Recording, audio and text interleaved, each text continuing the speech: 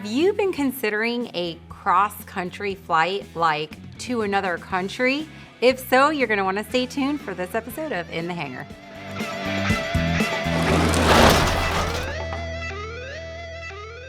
Welcome to In the Hangar. I'm Christy Wong. We'd like to first start off this episode by thanking our sponsors for helping to support us. But before we get into that, I've got some very special guests that I'd like to introduce. Is it Josh? Last I checked, yeah. Okay, yeah. Gotcha. And then, of course, Chelsea and Brent.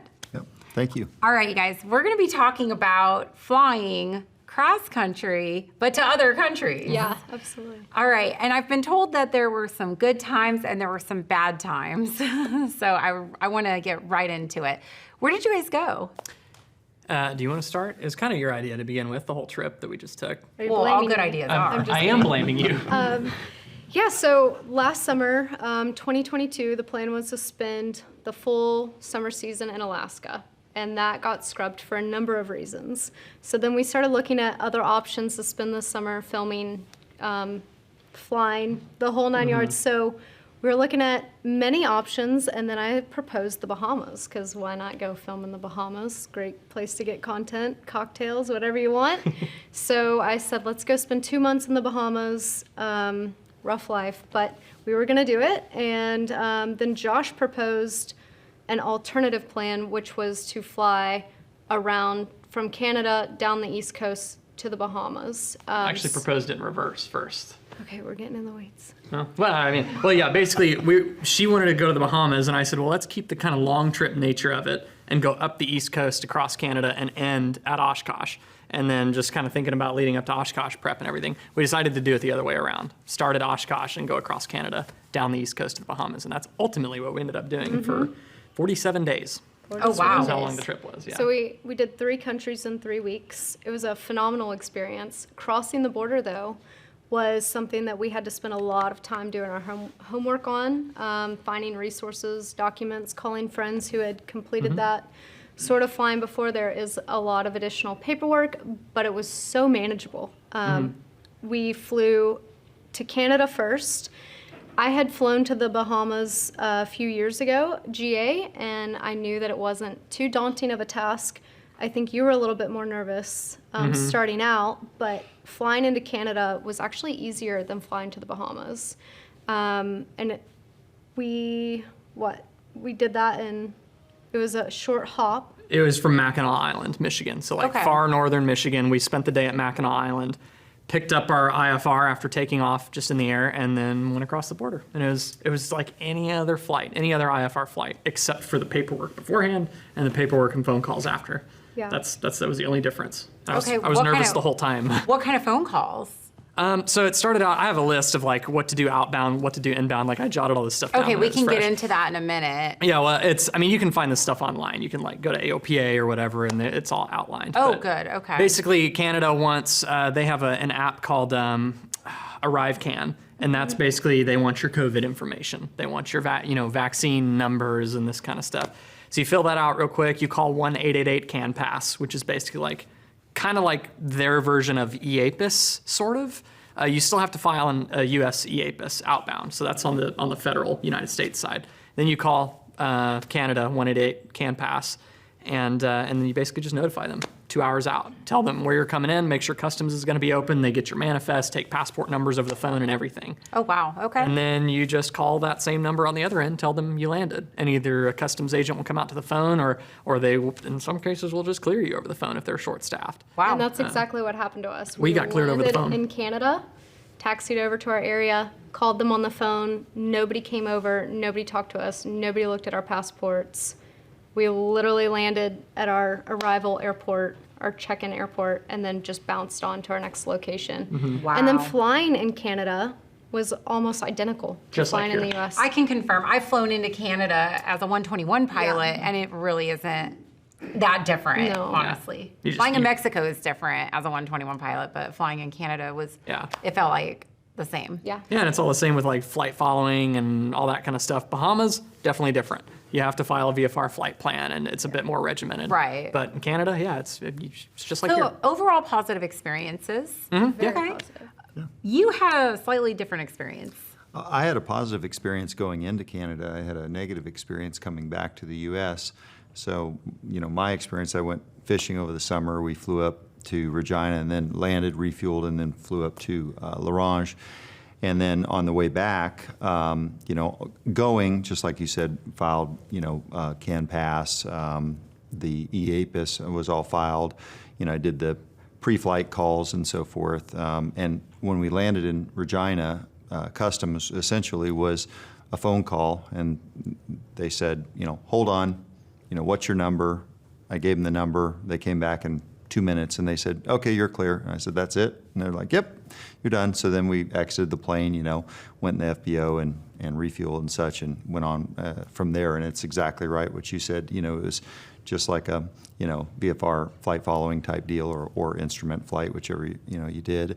But coming back, it was over the 4th of July weekend, and so I was flying back into Centennial, Colorado, and that's where I was going to do customs. And so I filed the EAPIS on Sunday. Well, the Customs Border Patrol is not open on the weekends for that area. So, and then Monday was the 4th of July when I was coming back, so they were closed on Monday, and I was coming in on Tuesday. And then they don't open until noon Mountain Time to 8 p.m.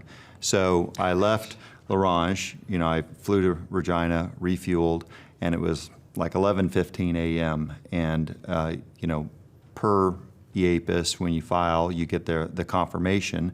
And when you read through the confirmation, it essentially kind of gives you the instructions of, hey, 3 hours before you land, you need to speak with Customs Border Patrol. And I couldn't speak with anybody at Customs Border Patrol because they weren't open. And so I was like, oh, well, we're fine. I'll just take off and call them in the air because I knew I had cell service and such. So we took off, got in the air, crossed the border, and somewhere into Montana, I called Customs Border Patrol at Centennial, and I said, yeah, I'm, tail number, I'm, 3.5 hours out, just wanted to give you that. And she said, are you in the air? And I said, yeah. She said, $5,000 fine, $5,000 fine. And I said, what do you mean $5,000 fine? She said, you call me before you leave the ground. You didn't call me before you leave the ground. And I said, well, it doesn't state that on your confirmation from Customs and Border Patrol. And I utilized AOPA, checklist. And I said, it just says 3 hours before arrival, you're supposed to contact Customs Border Patrol. And I said, and I'm in advance of 3 hours. And she said, nope, it's before wheels up, $5,000 fine. And I said, well, what do you want me to do? Turn around and fly back to Canada? And she said, no, you just continue. What if I wasn't here? And I said, well, I assume it's like when there's weather or a storm, I would just divert to Colorado Springs or the next customs airport. No, that's not how it works. And I said, okay, well, so am I cleared? Do I just come? Yep, come, but $5,000 fine. And She said, bring it in cash. Yeah. Yeah. And so I continued on. I landed, she came out and scanned the airplane and checked, my decals and that I'd paid, all of the appropriate taxes or, whatever you want to call them. And then she just said, well, you'll get an email in, a month or so, and you have to explain. And, I have no control, but, we're really not wavering at all on that fine. And I just said, okay. I said, well, there's the documentation where it clearly states I just need to contact 3 hours before the arrival, not before I take off. And so fortunately, I called AOPA and talked to their legal side, and they were like, well, yeah, we got to update our policies because you're right. It doesn't state that on our checklist and so forth. And so then it was about a month of a couple emails back and forth, and I'd given, all of my explanation of, how this all transpired. And then they responded back and they just said, waiving the fine, we think that it's reasonable. So they waived that. And so that was my first out-of-the-country cross-border experience. So it was Welcome great home. outward Yeah. and inward. $5,000, please. Yeah. Welcome home, happy Independence Day. Yeah. Here you go. It Yeah. sounds like that tax. exactly. It sounds Yeah. like it's not always 100% clear Yeah. on what you're supposed to do. So, what are you talked a little bit about the resources, the AOPA and whatnot. Is there like a singular like website that people could go to with a checklist depending on which country they're going to? So, Bahamas, for example. It really depends on which country. I think all the common ones, like within short distance of the United States, AOPA covers a lot of those. They cover Mexico, Canada, and the Bahamas. Beyond that, it's just really going to depend on other countries and exactly what the procedures are there. Like I know AOPA has a video on the Bahamas. I think there are a lot of things that are assumed. The video covers stuff like, make sure you have your customs decal, make sure you have the radio operator permit and the radio station license, and like all those kind of prerequisite requirements. But when it comes to, here's the form you should expect to be able to fill out, or make it easier and show up with that already filled out. Like for And example, multiple copies. for example, the Bahamas, I want to say it was a C7 form, but don't quote me on that. I think that might be wrong. We had to have 3 copies of it. Oh, wow. You don't have to. You can just show up and they'll have all the copies. You just got to spend time filling it out right there at the FEMA trailer in Freeport, for example. But we showed up with our customs forms, immigration forms, and aircraft declaration forms already filled out, because we had some friends that we were staying with in South Florida that kind of briefed us on everything that we need to do, which helped a lot. The reason I think the Bahamas was more confusing than Canada to go into, it's not because it was necessarily a more complicated process. You just had to fill out the same data and information by hand on like 5 different forms. Yeah. Whereas Canada was all electronic. You do it on Gotcha. their app and then hop on the phone. Do you need to have an FCC for Canada? Yes. Okay. Yeah, you For the need plane it and for the the pilot. plane plane. and the pilot. Yeah. So the arrow, ARROW. Right, exactly. The second R is the radio license for you and the aircraft that you're Yeah. using. But So the yeah. plane is a radio station and then you are the radio operator. Gotcha. Both of them have to be licensed. Was it difficult to get the radio operator permit for the airplane? Not at all. It was, It's you fill just out an money. online form. Just You know, money? the only, Okay. the A lot only of thing I would time say and on money. that is it's not difficult at all, but it's confusing as to where you go and what form you fill Right. out. I mean, Yes. that I found, there's really no instructions that I found. Yeah. I actually asked CFI, and he's like, oh, yeah, I think you go over here. And we just kind of fiddled around until we found the right Yeah. online, Yeah. link and then to the fear fill of, it out. okay, I checked all these boxes, but are there more? Yeah. Did Well, I miss apparently. something? Right. Yeah. Yeah. Right. There's like a little hidden gray area. Well, you know what was interesting about the trip I did? Another group had flown in another jet up there, and so they just took off from L'Orange and came directly back to Centennial. And so I talked to that pilot, and I was like, "Well, I know that you were landing by the time I was landing in Regina, so you couldn't have called. How did all that work?" And they were like, "Oh, we have a handler. The handler does all that for us." So I didn't even know that a handler existed, that you could, hire someone that's to interesting. essentially do all the paperwork for you. Yeah. So. That definitely helps. And we didn't have a handler, but we had friends in Canada that were, both of them are pilots and they could answer any questions we had. We did run into a snag leaving Mackinac Island. Basically, Collingwood, our destination, it was going to be after hours, and Customs in Canada would have had to send an agent from Toronto up to Collingwood, which was like a 2-hour drive or something like that, to meet us there. And when I called 1888 CAMPAS, or however many 8s are in there, 3 8s. When I called CAMPAS, they basically said, well, that's not going to work. It's going to be after hours, and we are short-staffed. Like, we can't send somebody up there. So I was like, well, what do we do? I already filed my EAPIS. Do I need to cancel that stuff? And we're like, clock's ticking. And they said, no worries. Like, they were so Canadian, and they were so nice about it. Like, we're sorry to inconvenience you. Yeah, they were like, don't worry about that. Just your Arrive can's good, your EAPIS is fine. That's for the United States anyways, so change it if you want, but that's not our department. And they basically just said, well, here, Sault Ste. Marie is open until 8 p.m. Just go in there. I'll go ahead and change your destination in the form here, and just call us when you get there. Oh, that's cool. And then we did, and it was no problem. Yeah. Also, something to be mindful of is they have different points of entry.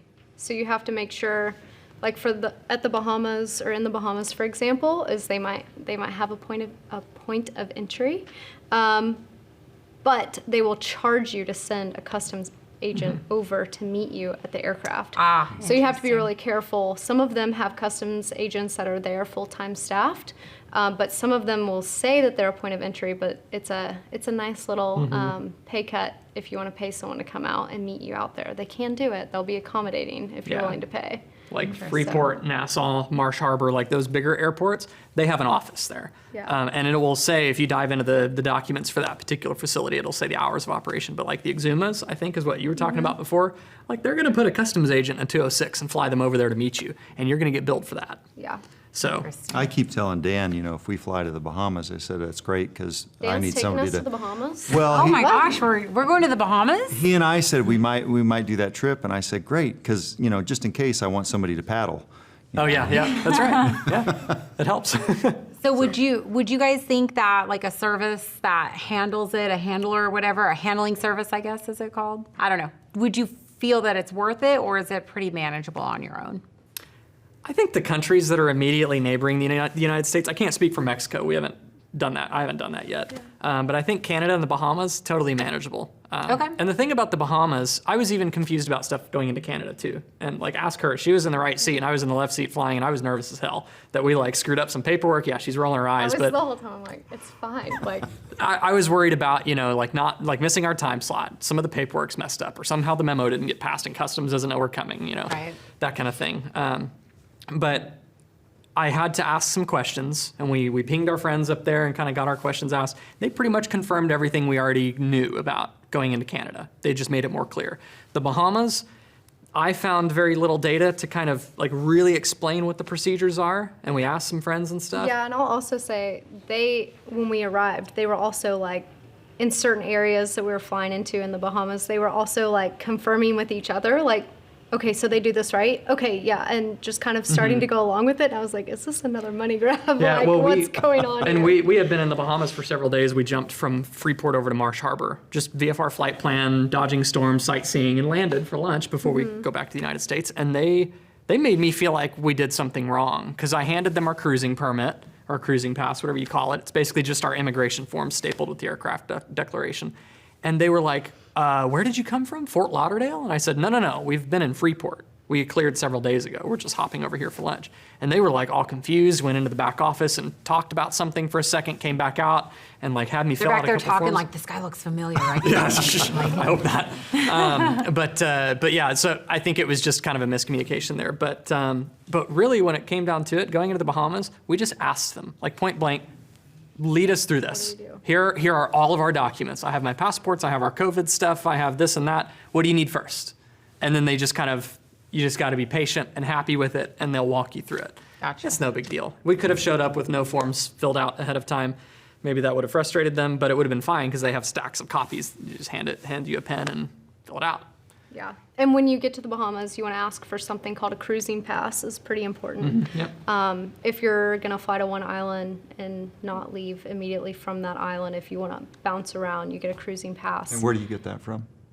Customs and immigration. It's either, I think it's customs. Once you land at your Yeah, destination. once you land. Okay. And all it is your paperwork that you already have to fill out. They basically just staple a couple of them together and put a stamp on it, basically saying you are free to move about the country. And then you just go from there. So, Okay. Well, it sounds like if Yeah. Dan and I do the Bahamas trip, we've got two handlers with Josh. Exactly, So- yeah. I will not take on that liability. What about you? Do you feel like you'll be using a handler in the future for Canadian trips, or? I don't think so. I agree with Josh on So that. it's I mean, fairly it's easy, it's okay. fairly easy.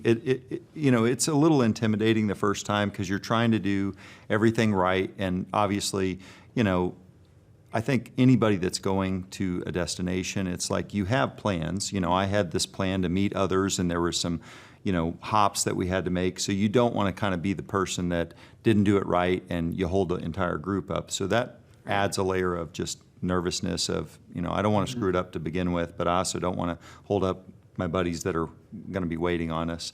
But it's relatively easy Yeah. on that.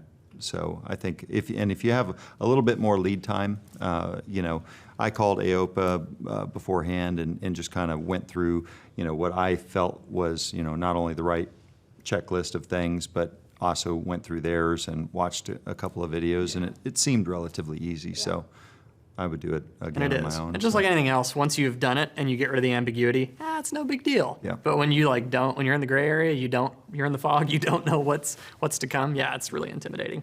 Awesome. So what I'm hearing is that it's very doable with a little bit of like homework up front. For sure. Awesome. All right. Well, thank you guys so much for coming on and for giving us that advice. I recently had a person ask me about flying into Canada, and I had no idea. So this is very, very helpful. I have some baseline information now. All right, you guys. Well, thank you so much for joining us. Of course, we'd like to take a moment to thank our sponsors for helping support our channel. You can find links to our sponsors below. They're all pilots. I happen to know one of our awesome sponsors. Thank you. So, also what helps support our channel is the likes, subscribes, and shares that you guys do. We really appreciate you guys so much. We'll see you all next time in the hangar.